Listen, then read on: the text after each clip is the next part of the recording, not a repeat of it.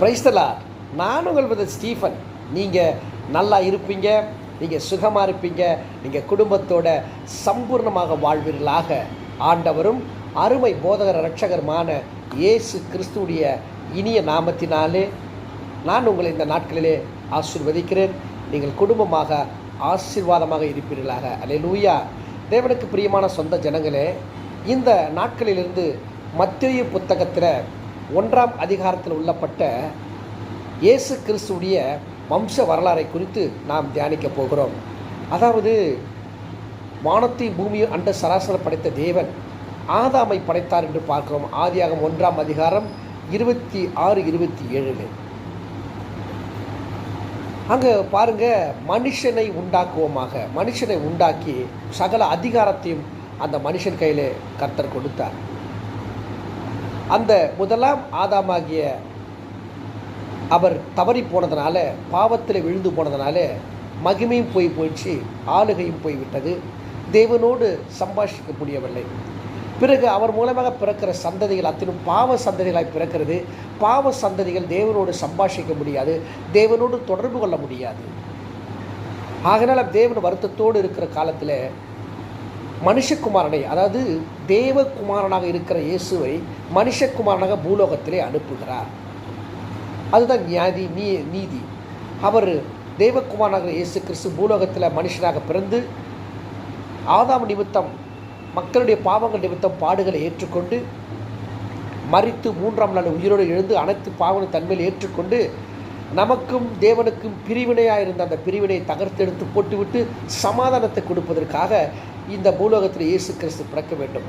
அப்படி பிறப்பதற்கு பயன்படுத்தி கொண்ட சந்ததி தான் இந்த மத்தேயு 1ஆம் அதிகாரத்தில் உள்ள வம்ச வரலாறு. அதாவது ஆண்டவராக இயேசு கிறிஸ்து பூலோகத்தில் பிறப்பதற்கு இதனுடைய வம்ச பிதாக்களை கர்த்தர் பயன்படுத்தி கொண்டார். அதுக்கு பேர் வம்ச அட்டவணை. மீண்டும் நான் வாசிக்கிறேன். மத்தேயு 1ஆம் அதிகாரம் 1ஆம் வசனம்.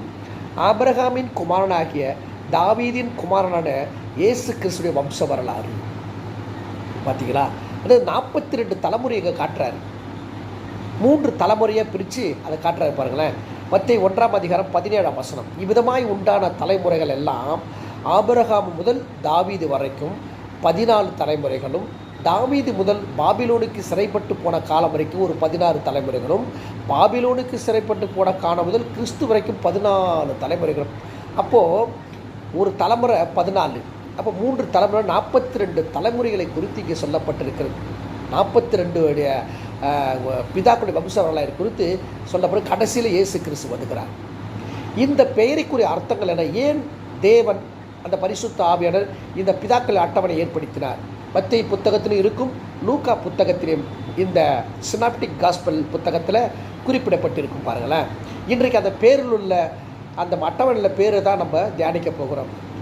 பாருங்கள், இந்த பேரில் உள்ளவங்கெல்லாம் நீதிமானாக இருந்தாங்க, அதே நேரத்தில் பாவத்தையும் செஞ்சாங்க.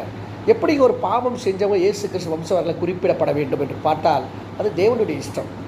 எவ்விதமான மக்கள் இருந்தாலும் பாவம் செஞ்சு மன்னிப்பு கேட்கும்பொழுது அவர் மன்னித்து ஏற்றுக்கொள்கிற இயேசு கிறிஸ்துவாய் காணப்படுகிறார். அதனால் பாருங்கள், இவங்க பாவம் செஞ்சு கூட இவங்க அட்டவணையில் பெயர் பெற செய்திருக்கிறார் பரிசுத்த ஆவியானவர். இந்த பெயருக்குரிய அர்த்தங்கள் என்னென்னு தான் நம்ம தொடர்ந்து தியானிக்க போகிறோம். உதாரணத்துக்கு பாருங்களேன், 1 நாளாகமம் புத்தகத்தில் இவங்களும் பிதாக்கள் தான், இவங்க உட்பிதாக்கள். நான் வாசிக்கிறேன் பாருங்களேன். 1 நாளாகமம் 1ஆம் அதிகாரத்தில் வாசிக்கிறேன் பாருங்களேன். ஆதாம், சேத், ஏனோஸ், கேனான், மகலலேயல், யாரேத், ஏனோக்கு, மெத்துசாலா, லாமேக்கு, நோவா, இப்படி தொடர்ந்து போயிட்டே இருக்குது பாருங்களேன். இதுக்கும் அர்த்தங்கள் இருக்கிறது. உதாரணத்துக்கு ஒன்று சொல்கிறேன். ஆதாம், சேத், ஏனோஸ், கேனான், இந்த 4 பேருக்குரிய அர்த்தம் நான் சொல்கிறேன் பாருங்கள். ஆதாம் அப்படின்னு சொன்னால் மனுஷன் என்ற அர்த்தம். ஆதியாகமம் 1ஆம் அதிகாரம் 26-27 தேவன் மனுஷனை உருவாக்குவோமாக. அப்போ ஆதாம் என்று பெயரிடுகிறார். ஆதாம் என்று சொன்னால் மனுஷன் என்று பெயர். சரி, சேத் அப்படின்னு சொன்னால் பதிலாக, எபிரேயர் மொழியில் அதுக்கு பேர் பதிலாக அல்லது தானாக முன்வந்து பதிலாக. அப்போ ஆதாம் என்று சொன்னால் மனுஷன் என்று பார்த்தோம். சேத் என்று சொன்னால் பதிலாக முன்வந்து, தானே முன்வந்து, மனம் வந்து அப்படின்னு அர்த்தம். ஏனேஸ் என்ற பேருக்கு சாகிறதற்கு அல்லது மரிப்பதற்கு. கேனான் அப்படின்னா நியமிக்கப்பட்ட ஒருவர். நன்றாக கவனிங்க.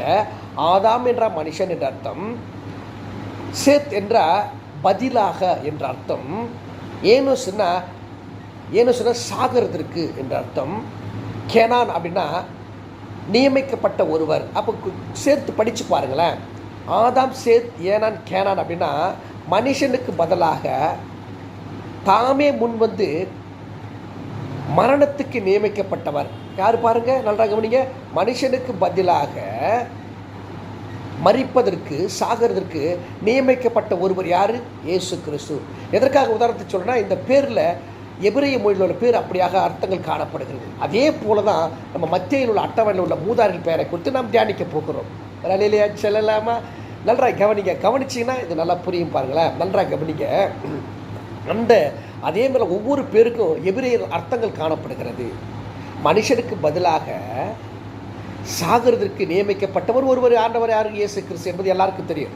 அதை தான் எபிரேய மொழியில் எழுதி வைக்கிறாங்க. அதே போல தான் இந்த மத்தியில் உள்ள அட்டவணை உள்ள பொருட்களை, அதாவது அட்டவணை உள்ள பெயர்களை குறித்து நாம் தியானிக்க போகிறோம்.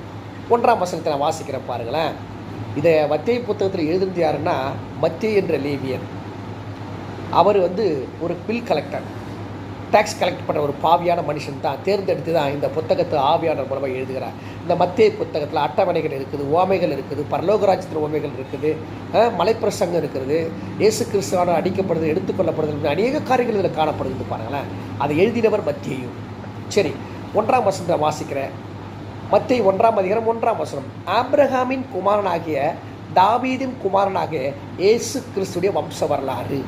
2 பேர் எடுத்துக்கலாம். ஆபிரகாம் என்றால் எபிரேய மொழியில் என்ன அர்த்தம் தெரியுங்களா? ஜாதிகளின் தகப்பன். ஜாதிகளின் தகப்பன் என்ற அர்த்தம். உதாரணத்துக்கு பாருங்க, மத்தேயு புத்தகத்தில், மன்னிச்சுங்க, ஆதியாகமம் புத்தகத்தில் 12ஆம் அதிகாரத்தில் ஆபிரகாமை கர்த்தர் அழைக்கிறார். அழைத்து என்ன சொல்கிறார் பாருங்களேன். ஆதியாகமத்தில் 12ஆம் அதிகாரத்தில் 2:3 சொல்லப்பட்ட வார்த்தை பார்க்குறோம். அங்கே பாருங்கள். நான் உன்னை பெரிய ஜாதியாக்கி உன்னை ஆசீர்வதித்து உன் பேரை பெருமைப்படுத்துவேன், நீ ஆசீர்வாதமாக இருப்பாய், உன்னை ஆசீர்வதிக்கிறவர்களே ஆசீர்வதிப்பேன், உன்னை சபிக்கிறவர்களை சபிப்பேன், பூமியில் வம்சங்கள்லாம் உனக்குள் ஆசீர்வதிக்கப்படும். பார்த்தீங்களா? அப்போ என்ன அர்த்தம்? ஆபிரகாம் என்ன பேர்னு பார்த்தீங்கன்னா ஜாதிகளின் பிதா. பூமியில் வம்சங்கள்லாம் அவன் மூலமாக தான் ஆசீர்வதிக்கப்பட்டு வருதான். இன்னொரு வசனத்தை கூட வாசிக்கிறேன். ஆதியாகமம் 17ஆம் அதிகாரத்தில் 1-5 வரைக்கும் வாசித்து பார்த்தோம்னா, ஆபிரகாம் பாருங்கள், 99 வயதான பொழுது கர்த்தர் ஆபிரகாமை தரிசனமாகி, நான் சர்வ வல்லமுள்ள எல்ஷடாய், எனக்கு முன்பாக நீ உத்தமனாயிரு என்று சொல்லிட்டு, நான் எனக்கு நடுவாக ஒரு உடன்படிக்கை ஏற்படுத்த போகிறேன், அந்த உடன்படிக்கையில் உன்னை மிகவும் திரளாய் பெருக பண்ண போகிறேன் அப்படி சொல்லிட்டு என்ன சொல்கிறேன் ஆண்டவர், நான் உன்னோடு கூட பண்ணுகிற என் உடன்படிக்கை என்னவென்றால், நீ திரளான ஜாதிகளுக்கு தகப்பனாவாய். அல்லேலூயா. அப்போ ஆபிராம் அப்படின்னு சொன்ன அந்த பேரை மாற்றி ஆபிரகாமை மாற்றுகிறார். ஆபிரகாம் என்று சொன்னால் திரளான தகப்பனுக்கு, திரளான சந்ததிகளுக்கு, திரளான பிள்ளைகளுக்கு தகப்பன் என்ற அர்த்தம். பார்த்தீங்களா? இதை எபிரேய மொழி விளக்கம். ஆபிரகாம் அப்படின்னு சொன்னால் திரளான ஜாதிகளுக்கு தகப்பன் என்ற அர்த்தம். பாருங்களேன். இப்போ இவரை குறித்து தான் நம்ம தியானிக்கப்படும். அது என்ன? ஆபிரகாமின் குமாரனாக தாவீதின் குமாரனாக இயேசு கிறிஸ்து வம்ச வரலாறு 1ஆம் அதிகாரத்தில் சொல்லப்பட்டிருக்கு. இந்த வேதத்தில் அநேக பேர்கள் இருக்கிறாங்க. ஏன் ஈசாக்கு பேரை போட்டிருக்கலாமே? ஈசாக்கு பேர் அடுத்து தானே வருது. முதல்ல ஆபிரகாமின் குமாரனாக தாவீதின் குமாரன் இயேசு கிறிஸ்து வம்ச வரலாறு. ஆபிரகாம் எங்கே இருந்தார்? பழைய ஏற்பாட்டில் இருந்தார். கிட்டத்தட்ட பல தலைமுறைகள் பொறுத்து தாவீது வருகிறார். ஏன் இவங்க 2 பேரை மட்டும் முதலாவதாக அட்டவணையில் குறிப்பிடப்பட வேண்டும்? ஆதாம் என்று குறிப்பிட்டிருக்கலாமே. லூக்கா புத்தகத்தில் ஆதாம் என்று குறிப்பிட்டிருக்குது. ஆனால் மத்தேயு எழுதும்போது ஆதாம், அதாவது ஆபிரகாம் முதல்ல குறிப்பிடுகிறார், பிறகுதான் தாவீதை குறிப்பிடுகிறார். அதை என்ன அர்த்தம்னா, ஏன் இவங்களை குறிப்பிடுறார் அப்படின்னு சொன்னீங்கன்னா நல்லா கவனிங்க. தேவனுக்கு பிரியமான பிள்ளைகளை, இவர்களுக்கு 2 பேருக்கு மட்டும்தான் வாக்குத்தத்தம் கொடுக்கப்பட்டது. யாருக்கு? ஆபிரகாம் மட்டும்தான் வாக்குத்தத்தம் கொடுக்கப்பட்டது. இவர் எங்கிருந்து வந்தார்? ஊர் என்ற கல்தேயர் தேசத்தில், பாபிலோன் தேசத்தை சேர்ந்தவர் இல்லையா? கல்தேயர் தேசத்தில் சேர்ந்தவர் இவர், பாபிலோன். இவரை அழைப்பித்து இவர் மூலமாக சந்ததிகளை உருவாக்குறார். முதல்ல வாக்குத்தத்தம் கொடுக்கிறார். வாக்குத்தத்தம் பெற்றதுனால தான் ஆபிரகாமின் பெயர் இங்கே பட்டியலில் இடம்பெறுகிறது. முதல் பெயர் பெறுவதற்கு காரணம் என்ன? வாக்குத்தத்தம். அந்த வாக்குத்தத்தத்தை ஆபிரகாம் விசுவாசித்தான். வாசிக்கிற பாருங்க, கலாத்தியர் புத்தகத்தில் தேவனுக்கு பிரியமான பிள்ளைகளே, 3ஆம் அதிகாரத்திலே 16ஆம் வசனத்தை நான் வாசிக்கிறேன். ஆபிரகாமுக்கும் அவருடைய சந்ததிக்கும் வாக்குத்தத்தங்கள் பண்ணப்பட்டன. நன்றாய் கவனிக்கணும். ஆபிரகாமுக்கும் அவருடைய சந்ததிகளுக்கும் வாக்குத்தத்தம் பண்ணப்பட்டன. சந்ததிகள் என்று அநேகரை குறித்து சொல்லாமல் உன் சந்ததிக்கு என்று ஒருவனை குறித்து சொல்லியிருக்கிறார். அந்த சந்ததி கிறிஸ்துவே. பார்த்தீங்களா, கவனிச்சிங்களா? கிறிஸ்து ஆபிரகாமின் சந்ததியிலே பிறக்க வேண்டும் என்று வாக்குத்தத்தம் பெற்றுக்கொண்டார். வாக்குத்தத்தம் பெற்றுட்டு மாத்திரமல்ல, ஆபிரகாம் எப்பொழுது நிறைவேறும் நிறைவேறும் நிறைவேறும் என்று சொல்லி காத்து கொண்டிருந்தார். அதனால்தான் அவருடைய பெயர் அங்கே போடப்படுது. ஆபிரகாம் என்று பெயர் போட்ட காரணம் என்ன? ஆபிரகாம் ஊர் என்ற கல்தேர் தேசத்தை சேர்ந்தவனாக இருக்கிறபடினாலே அவனுக்கு வாக்குத்தத்தத்தை கொடுக்கிறார். யாக்கோபுடைய வம்சத்தில் தான் பிரபுக்கள் பிறக்கிறாங்க. ஆனால் இவர் திரளான ஜாதிகளுக்கு தகப்பன் என்று வாக்குத்தத்தம் பெற்றதுனால அந்த வாக்குத்தத்தம் நிறைவேற நிறைவேற நிறைவேற காத்து கொண்டிருந்தார் என்று பார்க்கிறோம். வரலையா செல்லலாமா? நன்றாய் கவனிங்க தேவனுக்கு பிரியமான பிள்ளைகளே. எப்பொழுது வாக்குத்தத்தம் கொடுத்தார்? ஆதியாகமம் 12ஆம் அதிகாரத்தில் வாக்குத்தத்தம் கொடுத்தார். பிறகு ஆதியாகமம் 15ஆம் அதிகாரத்திலும் வாக்குத்தத்தை நிறைவேற்றுகிறார். வாசிக்கிற பாரு, ஆதியாகமத்தில் 15ஆம் அதிகாரத்தில் ஒரு வாக்குத்தத்தம் கொடுக்கிறாரு கர்த்தர். 15ஆம் அதிகாரத்தில் 5ஆம் வசனத்தில் வாசிக்கிற பாருங்களேன். என்ன கொடுக்குறாருன்னா, இந்த காரியங்கள் அதாவது இந்த காரியங்கள் நடந்த பின்பு கர்த்தருடைய வார்த்தை ஆபிரகாமுக்கு தரிசனத்தில் உண்டாகி, அவர் ஆபிரகாமே நீ பயப்படாதே, நான் உனக்கு கேடகமும் மகா பெரிய பலனுமாக இருக்கிறேன் அப்படின்னு சொல்லி, அதுக்கு ஆபிரகாம் எனக்கு பிள்ளையே இல்லை ஆண்டவரே அப்படின்னு கேட்குறான். அப்போ சொல்கிறாரு, நீ பிள்ளை என்று சொல்லாத. 5ஆம் வசனம் வாசிக்கிறேன். ஆபிரகாம் அவனை வெளியே அழைத்து கொண்டு, நீ வானத்தை அண்ணாந்து பார், நட்சத்திரங்களை என்னை குடும்பனால் எண்ணு, அவர்களை எண்ணு என்று சொல்லி பின்பு அவனை நோக்கி உன் சந்ததி இவ்வண்ணமாக இருக்கும். வாக்குத்தத்தை எப்படி கொடுக்குறாரு பாருங்க. 17ஆம் வசனத்திலையும் அதிகாரத்திலையும் 4:5 வாக்குத்தத்தை கொடுக்குறாரு. நான் உன்னோடு பண்ணுகிற என் உடன்படிக்கை என்னவென்றால், நீ திரளான ஜாதிகளுக்கு தகப்பனாவாய். இனி உன் பேர் ஆபிராம் என்னப்படாமல் நான் உன்னை திரளான ஜாதிகளுக்கு தகப்பனாக ஏற்படுத்தினபடியா உன் பேர் ஆபிரகாம் என்னப்படுவாய். எப்பொழுது கொடுத்தார்? தொடக்கத்தில் கொடுத்தார். அந்த வாக்குத்தத்தம் நிறைவேற வரைக்கும் காத்து கொண்டிருந்தார். புதிய ஏற்படுத்த ஆண்டவராக இயேசு கிறிஸ்து பிறக்கப்பட வேண்டும், அது வரையில் காத்து கொண்டு வந்தார். ஜெனரேஷன் உருவாச்சு, பிரபுக்கள் உருவானாங்க. எல்லா பிரபுக்களும் மக்கள், இஸ்ரவேல் மக்களும் எகிப்து தேசத்தில் அடிமையானார்கள். அடிமையானது மாத்திரமல்ல, அங்கிருந்து விடுதலையாக்கப்பட்டார்கள். கானான் தேசத்தில் உள்பிரவேசத்துக்காக அது வரைக்கும், மல்கியா வரைக்கும் ஆபிரகாம் பொறுமையாய் காத்து கொண்டிருந்தார். ஏன்னா வாக்குத்தத்தம் பண்ணப்பட்டது. வாக்குத்தத்தம் பண்ணப்பட்டு நிறைவேற்ற காத்து கொண்டிருந்தான் என்று சொல்லப்பட்டது. பாருங்களேன், தேவனுக்கு பிரியமான சொந்த ஜனங்களை நன்றாக கவனிக்கணும். ஆபிரகாம் மட்டும்தான் காத்து கொண்டிருந்தான். பாருங்க, 17ஆம் வசனத்தில் கலாத்தியர் 3:17, அதெல்லாம் நான் சொல்லுகிறது என்னவெனில், கிறிஸ்துவை முன்னிட்டு தேவனின் முன் உறுதி பண்ணப்பட்ட உடன்படிக்கையை 430 வருஷத்துக்கு பின் உண்டான நியாயப்பிரமாணம் தள்ளி வாக்குத்தத்தத்தை வெயிட்டமாக்காட்டது. அப்படி என்ன அர்த்தம்னா, வாக்குத்தத்தை 430 வருஷம் கொடுத்து வரைக்கும் வெயிட் பண்ண ஆபிரகாம் நிறைவேறும் நிறைவேறும் நிறைவேறும் என்று காத்து கொண்டிருந்தான். ஹல்லேலூயா. அதை பாருங்கள், இன்னொரு வசனத்தை வாசிக்கிற பாருங்க. அன்றியும் சுதந்திரமானது நியாயப்பிரமாணத்தில் உண்டானால் அது வாக்குத்தத்தில் உண்டாகிறது. தேவனது ஆபிரகாமுக்கு வாக்குத்தத்தினர் அருள் செய்திருக்கிறாரு. ஹல்லேலூயா. வாக்குத்தத்தை நிறைவேறுவதற்கும் பொறுமையோடு காத்து கொண்டிருந்தான் ஆபிரகாம் என்று பார்க்கிறோம். நன்றாக கவனிங்க தேவனுக்கு பிரியமான பிள்ளைகளை. உதாரணத்துக்கு ஒன்று சொல்லுகிறேன். யாக்கோபு தன்னுடைய 12 பிள்ளைகளை ஆசீர்வதிக்கிறான். 12 பிள்ளைகளை ஆசீர்வதிக்கிறான். 12 கோத்திரத்தை ஆசீர்வதிக்கிறான். மாம்சமானது அவனே ஆசீர்வதிக்கும் பொழுது அதை வாய்க்க செய்வார்னா, ஆபிரகாம் 430 வருஷத்துக்கு முன்பாக வாக்குத்தத்தம் பண்ணது அவரை நிறைவேற்ற மாட்டாரா? ஹல்லேலூயா. நிறைவேற்றி காட்டினால தான் விசுவாச தகப்பன் என்று அவன் பெயர் பெற்றுக் கொண்டான். அதனால தேவனுக்கு பிரியமான பிள்ளைகள் பொறுமையோடு காத்திருந்தான். இதில் அப்படி தான் சொல்லப்பட்டிருக்கு, மிகவும் பொறுமையோடு காத்திருந்தான். கலாத்தியர் புத்தகத்தில் நம்ம வாசிக்கிறோம் பாருங்கள். ரோமர் புத்தகத்தில் 4ஆம் அதிகாரத்தில் எடுத்துக்கொள்வோமானால் மிகவும் தெளிவாக சொல்லப்பட்ட வார்த்தைகள் பார்க்குறோம். நாங்கள் என்னென்னா 11ஆம் வசனத்திலிருந்து நம்ம வாசித்து கொண்டே வரோன்னு வச்சுங்களேன். 17ஆம் வசனத்தில் அநேக ஜாதிகளுக்கு உன்னை தகப்பனாக ஏற்படுத்தினேன் என்று எழுதியிருக்கிறபடி அவன் தன் விசுவாசத்து வருவாய் மரித்தோரை உயிர்ப்புத்தி இல்லாதவரை இருக்கிறவை போல் அழைக்கிறோமா இருக்கிற தேவனுக்கு முன்பு நாம் எல்லாரும் தகப்பனானான். நீ தான் தகப்பன், விசுவாச தகப்பன் வாக்கு கொடுக்கிற. உன் மூலமாக உன் சந்ததிகள் அந்த சந்ததியில் கிறிஸ்து பிறப்பார் என்று தீர்க்கதரிசனம் உரைக்கப்பட்டது 17ஆம் அதிகாரத்து ஆதியாகமம் 17. அதை கலாத்தியத்தில் நிறைவேற்றி காட்டும்போது பார்க்கிறோம். அது வரையில் ஆபிரகாம் காத்து கொண்டிருந்தான். அதனால தான் அவன் பேர் முன்பாக புகழப்பட்டது. ஆபிரகாம் நல்லவனா? ஒரு பக்கம் பார்த்தா நல்லவன் தான், ஒரு பக்கம் பார்த்தா கெட்டவன் கூட சொல்லலாம். என்னங்க ஆபிரகாமை கெட்டவன்? ஆமாம், ஆதியாகமம் 17ஆம் அதிகாரம் சொல்கிறது, ஆபிரகாமே நான் சர்வ வல்லமுள்ள தேவன் எனக்கு முன்பாக நீ உத்தமனாயிரு என்று சொல்றார். அப்போ ஏதோ ஒரு சில காரியங்கள் நடந்திருக்குது இல்லையா? அப்படிப்பட்ட ஆபிரகாமுக்கு தான் வாக்குத்தத்தம். உன் சந்ததியில் தான் இயேசு கிறிஸ்து பிறக்க போகிறார்.